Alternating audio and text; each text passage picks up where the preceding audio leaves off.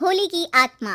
बचपन से शहर में रहने वाला मनोज इस साल होली की छुट्टियों में अपने गांव दुर्गापुर वापस आता है, जहां उसे देख पूरा गांव खुशी से झूम उठता है। जब गया था तब इतना सा था और अब देखो कितना बड़ा हो गया है। हाँ सरपंच जी, जब मैं गया था तब आप भी बहुत जवान थे और अब देखो कितने बूढ़े हो गए हैं आप। चलो चलो बढ़िया है, बच्चा घर वापस आ गया। इसी खुशी में आज रात पार्टी होगी। क्या बात है, गांव में भी पार्टियां होने लगी। वैसे अगर पार्टी की बात है तो आज क्यों सीधा होली पार्टी करते हैं। होली पार्टी की बात सुन चहल पहल में अचानक सन्नाटा छा जाता है, जिसे देख मनोज को कुछ अजीब लगता है, लेकिन तभी सरपंच बात पलट देता है। अब बहुत देर हो गई, चलो सब अपने घर चलो, पार्टी के बारे में कल सोचेंगे। मनोज भी मम्मी पापा के साथ घर आ जाता है, पर होली पार्टी और उस पर पूरे गांव की खामोशी वाली बात अभी तक उसके जहन से निकलती नहीं। पापा, होली पार्टी की बात पर सब चुप क्यों हो गए थे? अरे होगी उनकी कोई अपनी बात, मुझे गांव की पंचायत ही थोड़ी पता है। थक गया हूँ, चलो सो जाते हैं, कल बात करते हैं। पापा की बात मानते हुए मनोज भी सोने चला जाता है। आज तो छुपा लिया, लेकिन हफ्ते बाद जब होली का दिन आएगा तब इसे कैसे रोकोगे? अगली सुबह सूरज के साथ ही मनोज भी गांव घूमने निकल जाता है, जिस पर रास्ते में उसे अपनी ही उम्र के कुछ लड़के भी मिलते हैं, जिनसे दोस्ती कर अब वो उनके साथ घूमने लगता है। इसी तरह कुछ दिन बीत जाते हैं और होली नजदीक आने लगती है। दोस्तों, होली में 4 दिन ही बचे हैं, पर गांव में उसकी कोई तैयारियां क्यों नहीं दिख रही? क्योंकि यहाँ होली नहीं मनाई जाती। अरे पर ऐसा क्यों? वो राजा भूषण। अरे तुम 4 दिन के लिए आए हो, क्या इतना सोच रहे हो? चलो कुछ खाने चलते हैं। इसी के साथ एक बार फिर होली की बात को टलते हुए देख मनोज को शक होने लगता है। वो घर पहुंचते ही इंटरनेट पर अपने गांव और राजा भूषण के बारे में जानकारी निकालने लगता है। क्या? मुझे आज तक ये नहीं पता था। ऐसा कैसे? किसी ने मुझे कुछ बताया क्यों नहीं?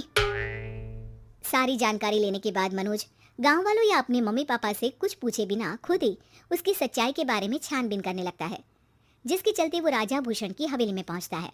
वाह, क्या हवेली है यार! पर क्या यहाँ सच में कोई भूत है? हेलो भूत जी, कोई है क्या?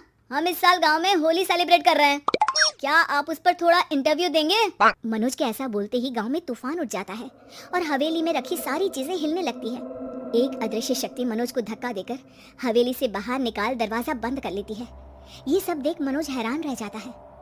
क्या अभी मुझे हवा ने धक्का देकर बाहर निकाल दिया? मेरे होते हुए इस गांव में कभी होली नहीं मन सकती, इसलिए दोबारा ऐसी कोशिश भी मत करना, अंजाम बुरा होगा। आवाज सुन मनोज हैरानी से इधर उधर देखने लगता है, पर उसे कोई दिखाई नहीं देता। वो गांव वापस आ जाता है, जहां तूफान की वजह से सब कुछ तहस महस हो चुका होता है। आखिर ये तूफान आया कैसे? ना ऐसा कोई मौसम था और ना ही हमने होली का त्योहार मनाने की बात की थी। सरपंच की बात पर कोई रिएक्शन दिए बिना मनोज चुपचाप अपने घर चला जाता है। इस तरह देखते ही देखते होली का दिन भी आ जाता है और मनोज रंग लेकर गांव में निकल जाता है, लेकिन गांव पूरी तरह खाली होता है। अरे त्योहार का दिन है, धूमधाम की जगह मातम क्यों मनाया हुआ है? मनोज की आवाज सुन सब अपने घर की खिड़कियां खोल के घर के अंदर से ही उसे वापस जाने के लिए कहने लगते हैं, पर वो किसी की नहीं सुनता। तुझे पहले भी समझाया था, अगर होली खेलने की कोशिश भी की तो अच्छा नहीं होगा। अरे बात मान लो बेटा, तुम्हें सच नहीं पता। मुझे सब पता है। सालों पहले इस राजा ने एक अंधविश्वास फैलाया और आप लोग आज तक उसे मानते आ रहे हो। अरे बेटा, जब तुम पैदा भी नहीं हुए थे उससे भी बहुत पहले से इस गांव पर होली का श्राप है। अगर गांव में होली का त्योहार मनाया जाता है तो प्रलय आना पक्की बात होती है।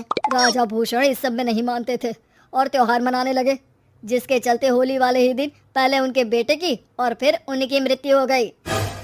तभी से गांव की रक्षा के लिए उनकी आत्मा उस हवेली में रह रही है। सबकी बातें सुन मनोज उलझन में पड़ जाता है। सोचना भी मत मनोज, अगर तुमने इस परंपरा को तोड़ने की कोशिश भी की तो उसका परिणाम इस गांव और गांव के लोगों के लिए अच्छा नहीं होगा। मुझे भी यकीन नहीं हो रहा कि आप लोग एक बेतुकी बात को मानकर सालों से रंगों के त्योहार को मातम की तरह मनाते आ रहे हो। मनोज किसी की कोई बात ना मानते हुए पूरे गांव में रंग बिखेर देता है, जिसके तुरंत बाद वहां तूफान के साथ बिजलियां गरजने लगती है।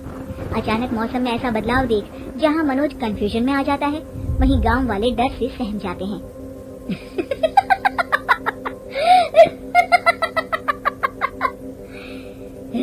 मोहल्ले में हमारे जैसे सिर्फ अपने स्वार्थ के लिए नहीं बल्कि पूरे गांव की खुशियों के लिए यहाँ होली मनाई है, जिस वजह से अब इस गांव पर होली का श्राप टूटता है।